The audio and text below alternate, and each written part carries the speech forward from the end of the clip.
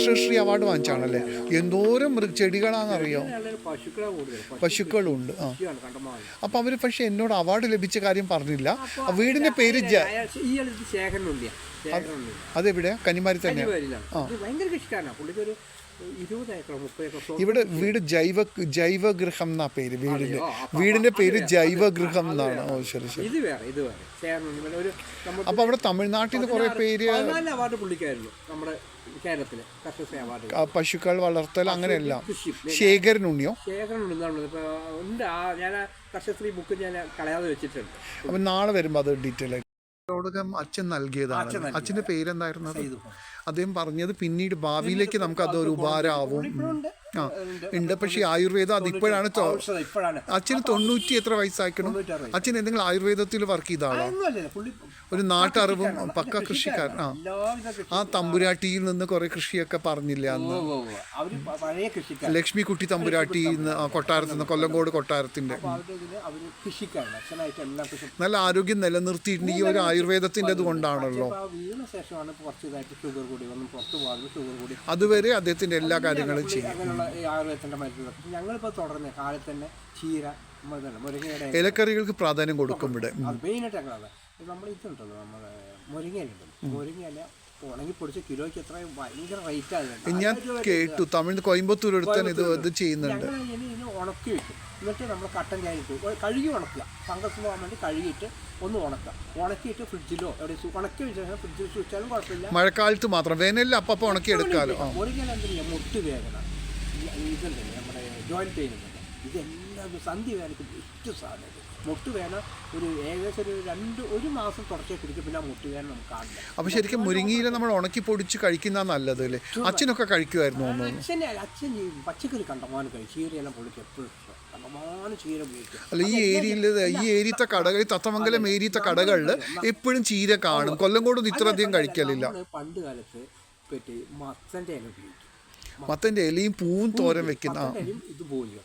പിന്നെ നമ്മൾ ഈ പയറൊന്നും ഇപ്പോൾ ഉപയോഗിക്കുന്നില്ല. പയർ പറിക്കില്ല. അത് ആ ഇല വെച്ചിട്ട് ഒരാൾ അടുത്ത കാലത്ത് ഞാൻ കറി വെച്ച് കണ്ടിട്ടില്ല. ഞങ്ങൾ പിന്നെ ചേമ്പിൻ്റെ തണ്ട്, ആ ചേമ്പ് നിൽക്കുന്നത്, ചേമ്പിൻ്റെ തണ്ട്, ഇതൊക്കെയാണ് ഏറ്റവും നല്ലത്.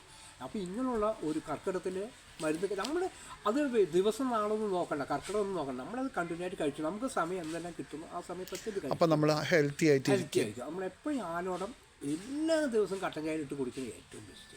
എല്ലാ സമയത്തും കുടിക്കും. അത് പനിക്കൂർക്ക, കരിന്തുളസി, തുമ്പ പിന്നെ സീസണിൽ വരില്ല. ഇപ്പം ഇല്ല. ഇനിയിപ്പോൾ ഇത് കഴിഞ്ഞാൽ ഈ മഴ പെയ്ത് കഴിഞ്ഞാൽ തുമ്പ ഓട്ടോമാറ്റിക്കായി ഇവിടെ കണ്ടുപോലുണ്ട്. പറമ്പ് നിറയാതെ. പണ്ടൊക്കെ ഓണത്തിന് പൂക്കളൊക്കെ തുമ്പപ്പൂ ഇടും. ഇപ്പോൾ ഒക്കെ തമിഴ്നാട്ടിൽ നിന്ന് മാണ്ടിയിൽ നിന്നോ എല്ലാം നമുക്ക് എന്തിനൊക്കെയാണ് കട്ടൻ ചായയിലിട്ട് കുടിക്കേണ്ടത്?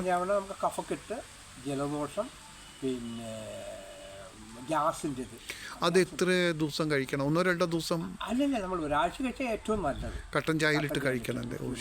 എന്നും നല്ലതാണ്.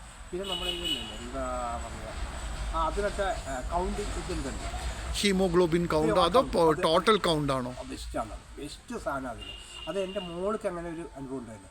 അപ്പോൾ ഇവള് അസുഖം വന്നപ്പോൾ ഡോക്ടർ ഇനി ഒരു പ്ലേറ്റ്ലെറ്റ്സിൻ്റെ കൗണ്ട്. ഓ ശരി. അപ്പം ഞാൻ എന്താ കഴിച്ചു വെച്ചപ്പോൾ ഞങ്ങൾ എന്നും കാലത്ത് തുമ്പയുണ്ടല്ലോ, പഴയ തുമ്പ ചെടി, പിന്നെ കരിന്തുളസി, പിന്നെ ഈ വീട് മൊത്തത്തിൽ ആയുർവേദത്തിന്റെ പ്രാധാന്യം. മണ്ണൂത്തി കഴിഞ്ഞ് ഹൈവേയിൽ പോകുമ്പോൾ ഒരു ഔഷധി എന്ന് പറഞ്ഞിട്ടൊരു ഗവൺമെന്റിന്റെ ഒരു മെഡിസിൻ ഉണ്ടാക്കുന്ന സ്ഥലമുണ്ട് എറണാകുളം റൂട്ടിൽ, ബൈപ്പാസിൽ. അപ്പം അവിടെ എല്ലാ ആയുർവേദ ചെടികളുണ്ട്. അവിടെ 20 രൂപയെ ചാർജ് ചെയ്യുന്നുള്ളൂ. വയമ്പ്, അങ്ങനെ ഈ മാതിരി പനിക്കൂർക്ക. അപ്പോൾ ലക്ഷ്മിക്കുട്ടി തമ്പുരാട്ടിക്ക് ഈ ഏരിയയിൽ ഈ അയ്യമ്പതി തൊട്ട് 6-ാം പാടം വരെയും 900 ഏക്കർ കൃഷി ഉണ്ടായിരുന്നു.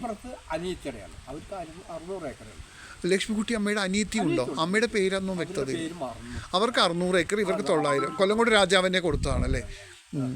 അല്ല, ചിലർ പറയുന്നത് വേലന്താവളം വരെയുള്ള സ്ഥലങ്ങൾ ഇപ്പോൾ ചിറ്റൂർ രാജാവിൻ്റെ ഉണ്ടല്ലോ, അതൊക്കെ കൊല്ലങ്കോട് രാജാവിൻ്റെ ആണെന്നും ഇവർ കൊല്ലങ്കോട് രാജാവ് കൊച്ചി രാജാവിന് കൊടുത്തതാണെന്നൊക്കെ പറയുന്നുണ്ട്.